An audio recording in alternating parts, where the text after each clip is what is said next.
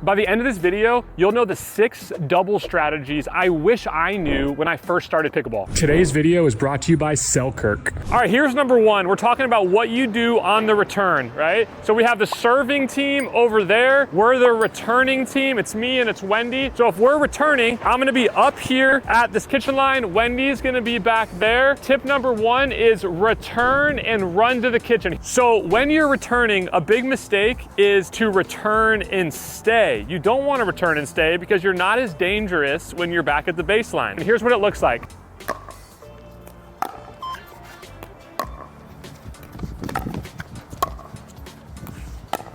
Boom. So as you saw in that example, Wendy stayed back the entire time, and they just kept hitting it back to Wendy the entire time. She's not in a dangerous position. So all of a sudden, JT and Tyler got to the kitchen line. I was at the kitchen line, but Wendy was back. They have the advantage. So the mistake is return and stay. What you want to do, the strategy is return and run to the kitchen line. Here we go. Me. Boom.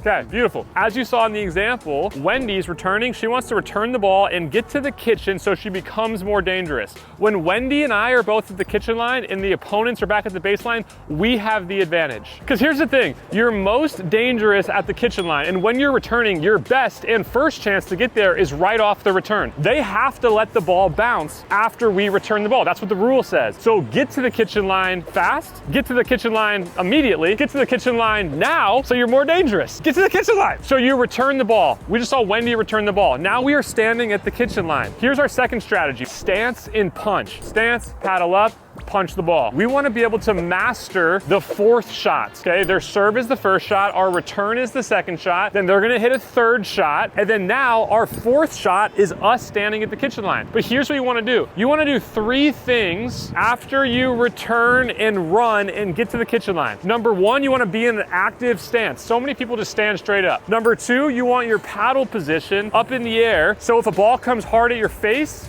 you're ready to just block instead of paddle being down and having to bring it all the way from here up to here. And then here's the 3rd thing, and maybe the biggest mistake that beginners make. They take big, long swings when they're at the kitchen line. They come here, and they take a big swing, and that's exactly what happens. It goes right into the net. So number 3 is short, compact swings so you don't overhit. Beautiful. So that's the second one, and those are 3 things to master your 4th shot. Here's number 3, serve and stay. We were just talking about the return and run, stance and punch, serve and stay. The mistake that we often see at the beginner level is somebody serves the ball and they step into the court. Well, I don't want to do that, because if I do that, if they hit a deep return, I got to backpedal back because I have to let the ball bounce. That's what the rule says. If I find myself backpedaling, well, I'm not on balance, I'm going to have a tough time swinging through the ball. And in fact, I'm probably going to hit the ball up in the air. And it's either going out or it's going to be a lob to the opponent. Here we go.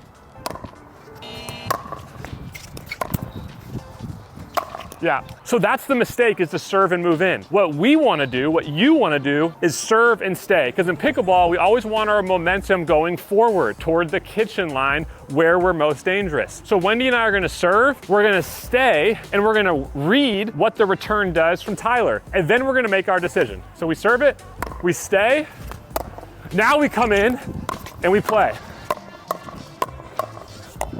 Beautiful. Number 4, 3rd shot tactics. So what most players do on the 3rd shot, especially at the beginner level, is only use 1 tactic. Okay, so my first shot is the serve, the second shot is the return, and the 3rd shot, the one that nearly 100% of players hit, 98.16% of the time, is they drive the ball as hard as they possibly can. It's not a bad option. Just know it's not the only option. So let me show that one. I serve, return, and I hit a drive.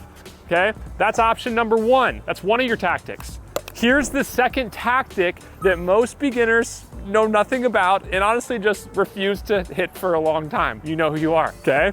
It's called the drop, the 3rd shot drop. So the serve is the first, the return is the second, and the drop is the 3rd option. So the 3rd shot drive and the 3rd shot drop are both tactics you can use to apply pressure to the person you're playing. Remember, the drive is not the only option. The drop is also an option. The drive is one way to apply pressure. right? The drop is another way to apply pressure, but it's a different way. The goal of the drop, as you see here, you see the ball landing in the kitchen, is to give us time to get to the kitchen to be more dangerous. Because remember, when you're at the kitchen, you're the most dangerous. Here we go.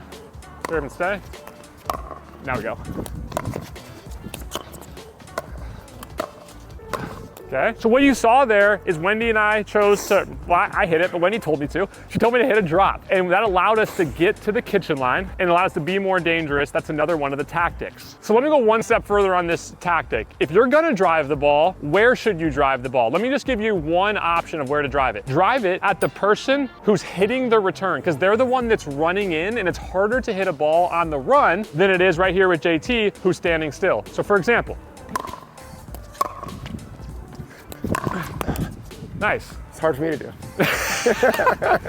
he wants you to believe that he did that like for the video. There's no chance he ever gets that ball. That was a sick drive, okay? Drive at the person running in. Now, the second tactic, and I'll be quick. I won't hurry though, John Wooden. If you're gonna drop the ball, where should you drop the ball? He only wants me to give you one, but I'm gonna give you two. The first place would be into the middle, okay? So Tyler hits the return, comes in, and right now, the first place is right into the middle. Why into the middle, you ask? It gives you the most room for error, right? If you go to the sidelines and you haven't done this a lot, you're probably hitting the ball out both sidelines. Now, if you're a little more advanced and you do have pretty good control, the place I would hit it to, over to that person's backhand. If you're on the right side or the left side, just go to the left side player's backhand. They have the least amount of offense. Trust me. These two guys right here, about 4-0s, okay? They were playing a match the other day. I have to tell a story. And they won the first match 11-9. I just told JT, hey, go start hitting every ball to that player's backhand. They did it. And then all of a sudden they won 11-2, 15-6. Magic, kinda. Here we go.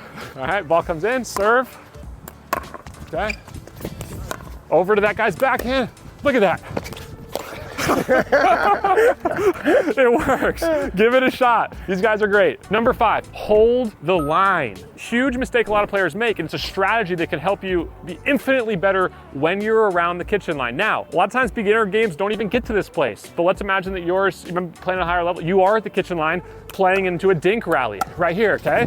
If you're in this dink rally, what you want to avoid is what Tyler's actually just been learning recently, which is being sporadic at the line, right? Here's what's sporadic at the line. Let's just go cross-court dinking. He moves way back, heavy footwork, all over the place. Pause. And people are watching this being like, that's so obnoxious. Nobody trusts me. A week ago, this man, right? I was just playing naturally right there.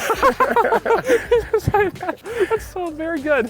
He's so coachable. Okay, all right. So that is it's a mistake. And here's why. If you do that, you're doing a couple things. Number one, you're getting yourself off balance. And the moment you get off balance in pickleball, bad things happen. You hit the ball into the net, you pop a ball up, and you hit the ball out, okay? Here's number 2, beside being on balance. You wanna be in a dangerous place that you can attack a ball. So if we're in a dink rally and all of a sudden, a high ball comes to Tyler. Nice. Tyler wants to be holding that kitchen line. Zoom in on his feet, highlight his feet, because if he's there, he's more aggressive. He can hit balls higher, balls closer, balls that, I don't know what to say. Just you're better, ever better, okay? So, but if Tyler gets backed off the line, right in this area right here, stay back 1 foot. If he gets backed off the line and I miss a ball, boom, high, he's not in a dangerous position. He can't be as aggressive on that ball. So being sporadic, bad. Holding the kitchen line, good. Let's all just play a quick example. We'll dink a lot. Let's all just try to hold it. Here we go.